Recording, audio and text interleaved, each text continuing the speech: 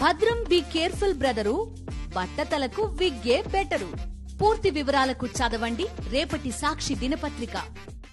వెంకటేష్ గారు చెప్పండి, ఏమిటి ఒకవైపు గుడ్లవల్లేరు ఘటన, ఇంకోవైపు ముంబై నటిని తీసుకొచ్చి డ్రామా, అంటే నిందితులకేమో రక్షణ, బాధితులకేమో కేసులంట. ఏంది ఏపీ ప్రభుత్వ తీరు ఇట్లా ఉందంటున్నారు? Very good morning. నమస్కారం సార్. యాక్చువల్గా నిన్న రెండు విషయాలు మనం పర్టికులర్గా మనం డిస్కస్ చేయాల్సినటువంటి అవసరం ఉంది. చూడబోతే ప్రభుత్వం ధోరణి ఏంటంటే మరీ ఇంత నిరంకుశత్వంగా పరిపాలన భ్రష్టు పట్టించే విధంగా ఉందనే చెప్పాలి. ముఖ్యంగా మన స్టేట్కి సంబంధించిన ఇష్యూ మాట్లాడదాం. మన స్టేట్కి సంబంధించిన ఇష్యూ గురించి వచ్చేపాటికి ఏంటంటే సుమారుగా 300 న్యూడ్ వీడియోస్ పాపం చదువుకునే పిల్లలవి, గుడ్లవల్లేరు ఇంజనీరింగ్ కాలేజీలో పిల్లలవి ఉన్నాయి అని చెప్పేసి ఒక న్యూస్ బయటకు వచ్చింది. నొప్పు లేనిదే పొగరాదు. ఇంకా ఆ కాలేజీలో ఈ ఏవైతే హిడెన్ కెమెరాస్ ఉన్నాయా అని చెప్పేసి భయపడుతున్నటువంటి ఒక పరిస్థితి. దీని మీద విచారణ జరిపించమని చెప్పేసి ప్రభుత్వానికి కానివ్వండి, ఆ విద్యార్థులు చేస్తున్నటువంటి ఆందోళన, ఆ తల్లిదండ్రులు చేస్తున్నటువంటి ఆందోళనకి within the span of 24 hours సాక్షాత్ అక్కడ ఎస్పీ గారు క్లీన్ చిట్ ఇచ్చేశారు. దీనికి క్లీన్ చిట్ ఇచ్చే ముందు కాస్త కొంచెం వాళ్ళు బ్రెయిన్ పెట్టి ఈ స్టూడెంట్స్ ఎవరైతే ఉన్నారో వాళ్ళలో కొంతమంది, లేదా పేరెంట్స్ ఎవరైతే ఉన్నారో వాళ్ళలో కొంతమందిని తీసుకుని నిజ నిర్ధారణ కమిటీ లాంటిది ఒకటి వేసి ఎంటైర్ కాలేజీని ఒకసారి స్పై కెమెరాస్ ఏమున్నాయి అనేది చూసి ఇచ్చినట్లయితే చాలా చాలా అడ్మినిస్ట్రేటివ్ పాయింట్ ఆఫ్ వ్యూలో చాలా స్ట్రిక్ట్ గా ఉండేది. కరెక్ట్ గా చేసినట్టే. అలా కాకుండా 3 రోజులు సెలవులు ఇచ్చేసాం, ఇక్కడ మీకు అప్పెట్టే వాళ్ళు లేరు, మీరు ఇంటికి వెళ్ళిపోండి, 3 రోజుల తర్వాత రండి అంటానంటే వాళ్ళ యొక్క ఏదైతే ఉందో వాళ్ళ పోరాట పటిమ కానివ్వండి, వాళ్ళ యొక్క భయాన్ని కానివ్వండి, వాళ్ళ ఆందోళన కానివ్వండి, మానసికంగా దెబ్బతీసే పరిస్థితి మనకు కనపడుతుంది. మరొక విషయం ఏంటంటే సాక్షాత్ హోమ్ మినిస్టర్ గారు స్పందిస్తారేమో ఈ విషయంలో, డైరెక్ట్ గా బాధితులతో మాట్లాడతారేమో అని చెప్పేసి మాలాంటి వాళ్ళందరం కూడా ఎక్స్పెక్ట్ చేశాం. హోమ్ మినిస్టర్ గారు అంటే సీఎం గారు ఆధారాలు తనకు పంపించమంటున్నారు కదా, పంపిస్తే చర్య తీసుకుంటానంటున్నారు ఏంటి మరి? సార్, ఇప్పుడు ఎక్కడో బాంబేలో లేకపోతే ఎక్కడో బయట స్టేట్ లో ఉన్నటువంటి నటి విషయంలోనేమో హైదరాబాద్ నుంచి ఏదో ఒక రకంగా చెప్పాలంటే చాలా సెక్యూర్డ్ గా మనం విజయవాడ తీసుకొచ్చినటువంటి ఒక పరిస్థితి. మన ఆడపిల్లల పరిస్థితి ఏమో చూడండి, అక్కడ మనం చూస్తుంటే బోర్న 2 రోజుల నుంచి కురుస్తున్నటువంటి వర్షంలో వాళ్ళు ఆ ఆందోళన చేస్తుంటే వాళ్ళకేమో నా దగ్గరికి పంపిస్తే నేను చేసేది ఏంటి సార్? ఆ స్టేట్మెంట్ డెరాగేటరీ స్టేట్మెంట్. ఇప్పుడు బాధితుల తరపున నిలబడాల్సింది ప్రభుత్వం. ఎందుకంటే వాళ్ళు పదే అంటూ ఉంటారు కదా, ఈ రాష్ట్రంలో ప్రతిపక్షం లేదు, మొత్తం అంతా మేమేనని చెప్పేసి. ఈ రాష్ట్రంలో ప్రతిపక్షమే లేదని చెప్పి వాళ్ళు ఫీల్ అవుతున్నప్పుడు ఇంకా మోర్ పవర్ఫుల్ గా లేకపోతే ఇంకా దగ్గరగా ఉండాల్సినటువంటి ఒక పరిస్థితి. ఇప్పటి వరకు ఆవిడ స్పందించకపోవటం, నేరుగా బాధితులతో మాట్లాడకపోవటం, వీళ్ళందరినీ మళ్ళీ సెలవులు ఇచ్చేసాం, మీరు ఇంటికి వెళ్ళిపోండి అని చెప్పేసి 3 రోజుల పాటు కాలేజీలకి సెలవు ప్రకటించడం, ఏ విధంగా ట్రీట్ చేయాలనేది రాష్ట్ర ప్రజలందరికీ ఏ సందేశం ఇస్తున్నారనేది అర్థం కావట్లేదు. మరొక విషయం ఏంటంటే ఇది 2 నెలల నుంచి జరుగుతున్న వ్యవహారం అని చెప్పేసి కొన్ని కాల్స్ ఏవైతే విద్యార్థుల మధ్య జరిగినటువంటి సంభాషణ కాల్స్ సోషల్ మీడియాలో ఉన్నాయి. సో దీని మీద సమగ్రమైనటువంటి ఒక విచారణ అవసరం. ఇక్కడ జరిగినటువంటి హిడెన్ కెమెరాల అంటే షవర్లో రహస్యంగా తీసేశారు, చీకట్లో తీసేశారు, ఏది సీక్రెట్ కెమెరాలు అమర్చిన షవర్లు తీసేశారనేది ఒక టాక్ వాళ్ళు విద్యార్థులను ఆరోపిస్తారు కాదండి. అది ఎవరైతే ఈ కెమెరాలు పెట్టడానికి సహకరించినటువంటి కొంతమంది ఆడపిల్లలు ఎవరైతే ఉన్నారో వాళ్ళని కూడా రాత్రికి రాత్రే రాష్ట్రాలు దాటిచ్చారు, లేకపోతే ఆ క్యాంపస్ నుంచి దాటిచ్చేశారు అనేటువంటి ఒక వార్త కూడా హల్చల్ చేస్తుంది.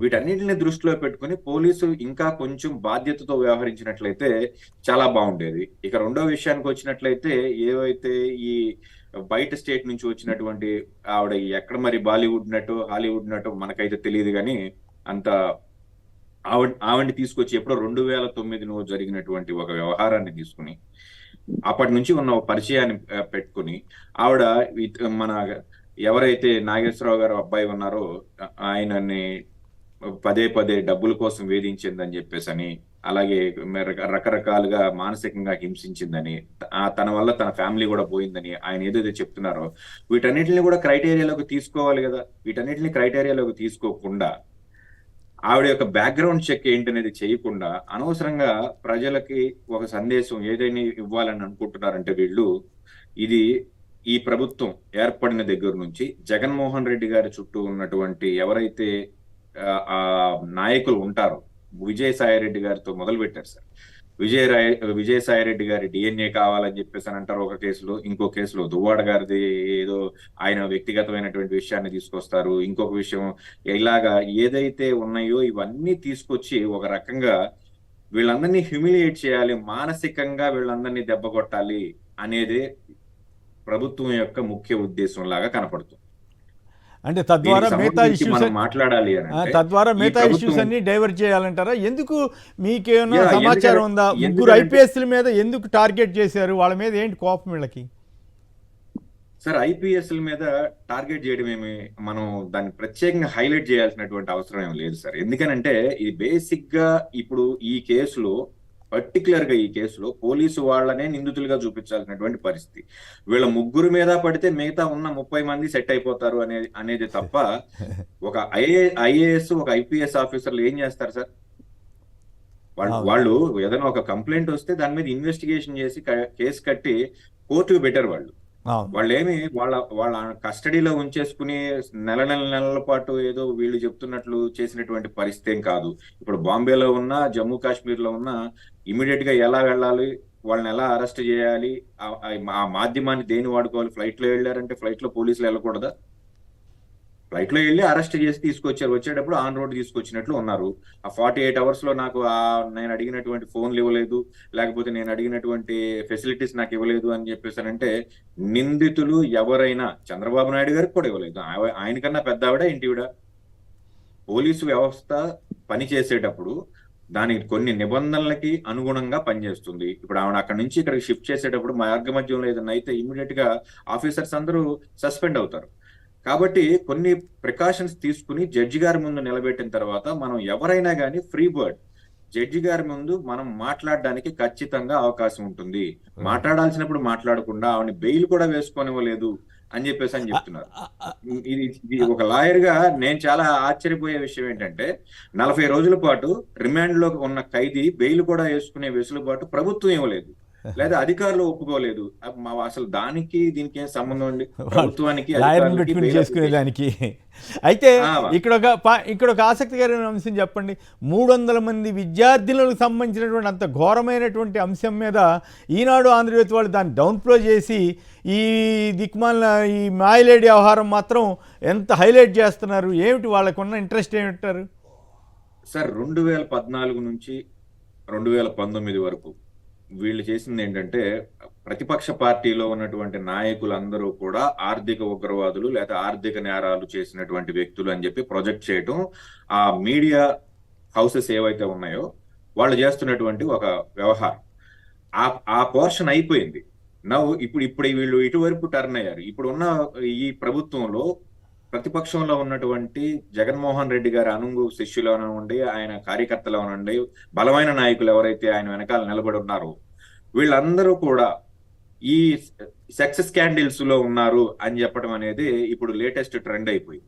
కావాలని చెప్పి ప్రచారం ఖచ్చితంగా కావాలండి. ఇప్పుడు ఒక కేసు తీసుకున్నప్పుడు ఖచ్చితంగా దానిలో నిజాలు నిర్ధారించాల్సినటువంటి అవసరం ప్రభుత్వం మీద ఉంది.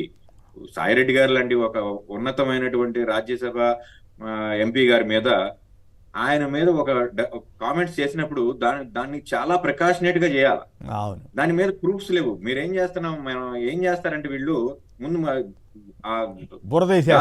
చేసి గోల్ చేస్తా ఉంటారు. ఒక వారం రోజుల పాటు వేరే ఇష్యూ ఏముండదు. ఈ మీడియా హౌసెస్ లో ఈ వారం రోజులు ఇవే డిబేట్లు నడుస్తాయి. ప్రపంచంలో ఏ సమస్యలు లేవు, ఈ సమస్యలు మాత్రమే ఉన్నాయని చెప్పేసి డిబేట్లు చేస్తూ ఉంటారు.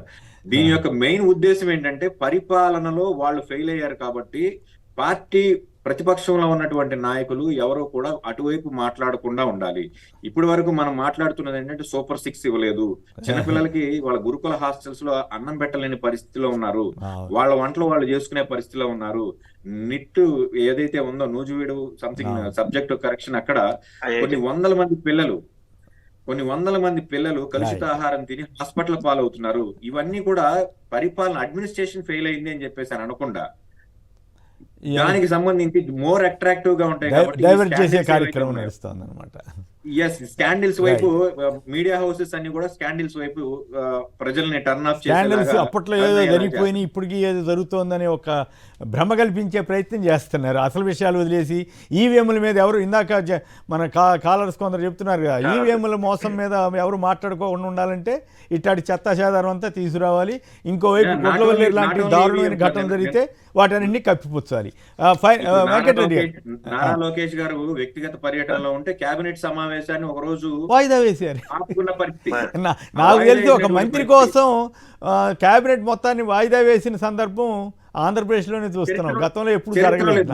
ముఖ్యమంత్రి గారు అందుబాటులో లేకపోతే మాత్రమే చేయాల్సినటువంటి ఒక పని ఒక షాడో సీఎం కోసం ఈ రాష్ట్రం యొక్క కేబినెట్ సమావేశాన్ని ఆపారు. ఇది హైలైట్ చేసి ఎవరన్నా మాట్లాడతారేమోనని చెప్పేసి ఇటువంటి యొక్క అత్యంత జుగుప్సాకరమైన వార్తలండి ఇవన్నీ కూడా. డైరెక్ట్ గా బ్లర్ కూడా లేదు, బ్లర్ కూడా లేకుండా nude photos, nude video calls, ఇవన్నీ కూడా ఫొటోస్ ఒరిజినల్ డూప్లికేటా అని చెప్పేసి అత్యున్నతమైన సాంకేతిక పరిజ్ఞానం ఆంధ్రప్రదేశ్ పోలీస్ దగ్గర ఉంది. రైట్.